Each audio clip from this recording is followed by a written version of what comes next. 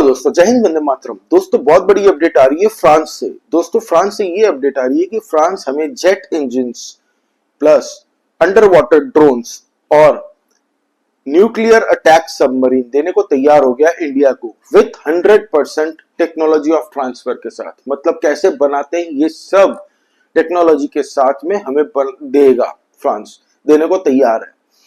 दोस्तों ये न्यूज आपने देखा होगा कि कुछ टाइम पहले फ्रांस के साथ हमारी ये लेके चर्चा चल रही थी। बैक एंड में चलती है, ये चर्चा चलती रह रही थी। अब वो साइन होना खाली बाकी है। ठीक है, टाइमिंग देखिए इसकी। फ्रांस ने कब कहा? कल जैसे ही ये अपडेट आती है तब हमारे prime minister Shri Narendra Modi ji America में बैठे हैं। अमेरिका के साथ आपको पता है हमारे हथियारों की काफी डील्स पहले साइन हो चुकी है, लेकिन प्रॉब्लम ये है कि हमारी जो डील साइन हुई थी अभी हमें उसकी सप्लाई ठीक से नहीं मिल रही है।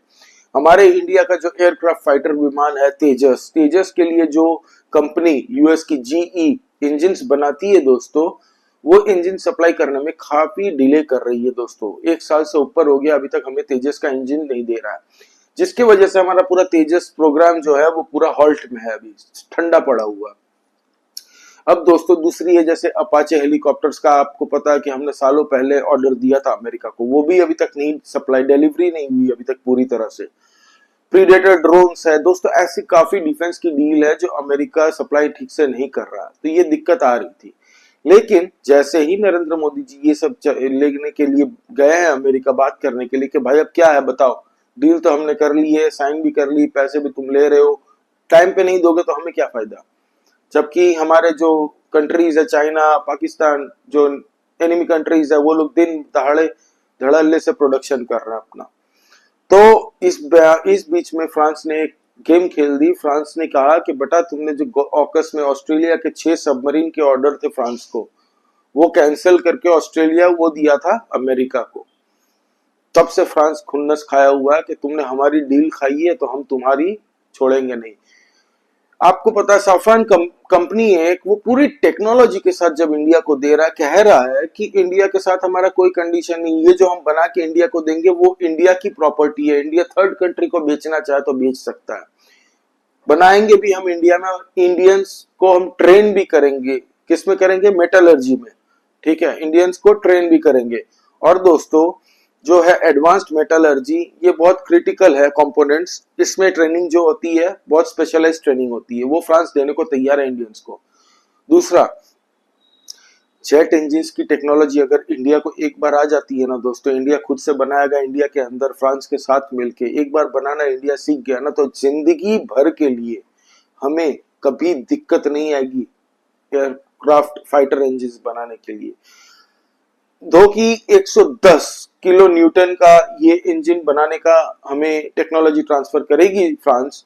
110 जनरली किलो न्यूटन जो आता है वो आपको एएमसी फाइटर क्राफ्ट में ज्यादा यूज होता है, तो हमारी जो तेजस है वो भी एएमसी है, लाइट। ठीक है, तो उसमें हमारा ये इंजन काम आ सकता है। यही कॉन्ट्रैक्ट था जीई के साथ कि तुम्हें हम 110 किलो न्यूटन का ही इंजन देंगे, लेकिन जीई अभी सप्लाई नहीं कर रहा है टाइम से।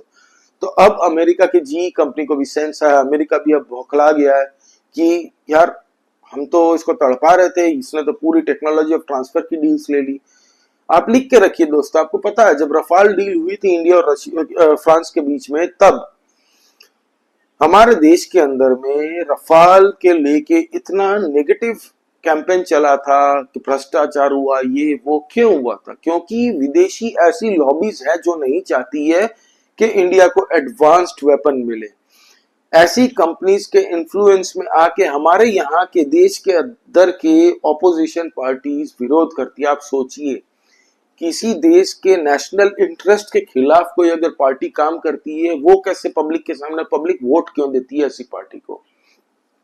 इस बार भी फ्रांस ने जब ये कहा है ना, आप देख लीजिएगा, मेरी बात लिख के रख लीजिएगा, इंडिया के अंदर वावेला फिर से मचाने के लिए कुछ पार्टीज, कुछ एक्टिविस्ट, कुछ वैसे खड़े हो जाएंगे, कुछ पॉलिटिशियंस जो कि नहीं चाहते हैं कि इंडिया में फ्रांस के साथ सेटिंग हो। क्योंकि अमेरिकन लॉबी आपको पता है दोस्तों, हथियारों की जो लॉबी है 300 बिलियन का यूक्रेन को अभी तक सप्लाई कर चुकी है। उनका जो शेयर प्राइस था वो 20, 30, 40 टाइम्स बढ़ा है। मजाक नहीं, आप जाके देख लीजिए सर्वे करके। और यही हुआ, वो नहीं चाहती कि इंडिया के हाथ में ये टेक्नोलॉजी हाथ में आ जाए। हाँ तो दोस्तों, अमेरिका को ये अच्छे से पता है कि इंडिया अगर खुद से बनाना सीख गया ये jet engine, nuclear attack submarine, under water drones, तो ये सस्ते में बनाएगा और अच्छा चीज बनाएगा। ऐसा नहीं कि चाइना की तरह सड़े हुए आइटम्स बनाएगा इंडिया अच्छे से, और थर्ड कंट्रीज को बेचेगा भी। फिर इंडिया अगर सीख गया बनाना, तो आप लिख के रख लीजिए, इंडिया का जो डिफेंस एक्सपोर्ट होने वाला है दोस्तों, भयंकर लेवल में बिलियंस बिलियंस की डील होंगी। फिर ये अमेरिका अच्छे से जानता है। तो इससे सबसे बड़ा नुकसान किसको होगा? उनके वहां की जो कंपनीज है। अमेरिका नहीं चाहता कि ये टेक्नोलॉजी इंडिया के हाथ में आ जाए। हमारे ये 30 सितंबर को और 1 अक्टूबर को अजीत डोभाल साहब जा रहे हैं फ्रांस में, मीटिंग कर रहे हैं।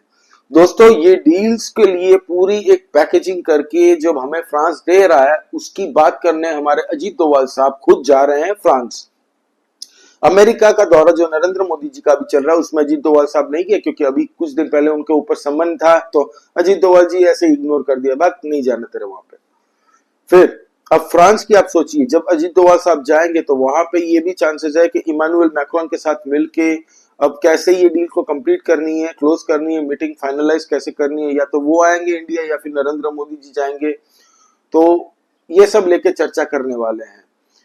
अब दोस्तों इंडिया के पास ये ट्रांसफर ऑफ टेक्नोलॉजी का करार एक बार साइन हो गया। अगर यहाँ पे फटाफट फास्ट फॉरवर्ड में नरेंद्र मोदी जी को ये करना चाहिए, यहाँ पे फैक्ट्री सेटअप करके इमीडिएटली, जैसे फास्ट मोड पे जैसे करते हैं ना, वैसे ही यहाँ पे चालू करना चाहिए, क्योंकि इंडिया के भविष्य इससे बहुत चेंज होने वाला है दोस्तों।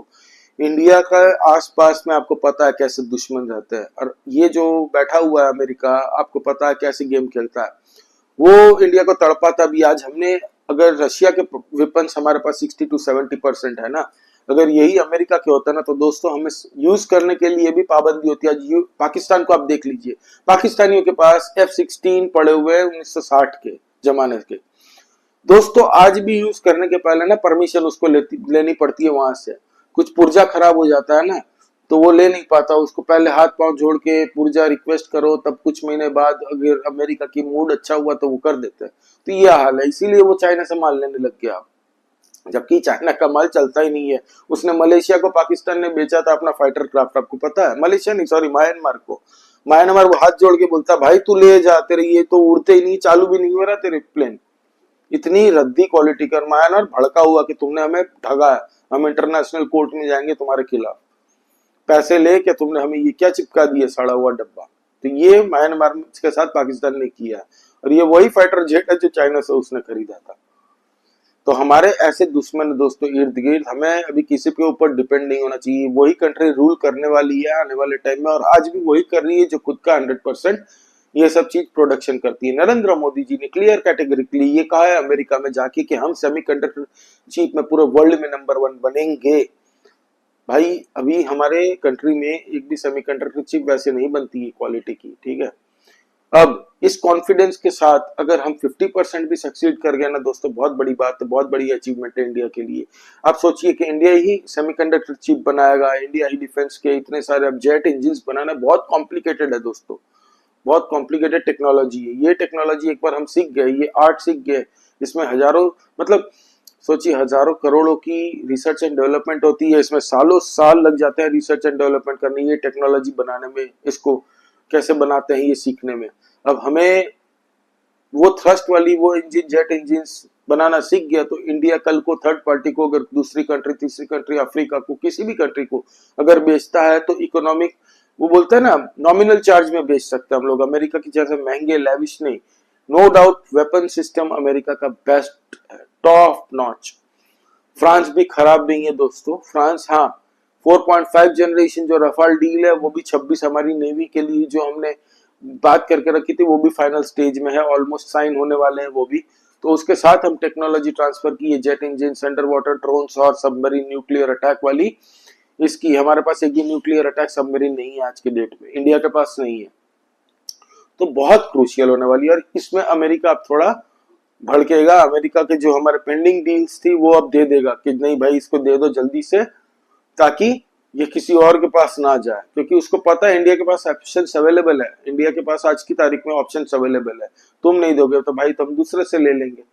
और अमेरिका ये थोड़ा डिले कर गया, अभी वहां पे चुनाव आने वाले हैं, उससे पहले अमेरिका चाहता कि इंडिया उनको और फाइटर प्लेन्स की डील दे। तो देखते हैं क्या होता है, फाइटर प्लेन्स की डील होती है कि नहीं, ये हमें पता चलेगा।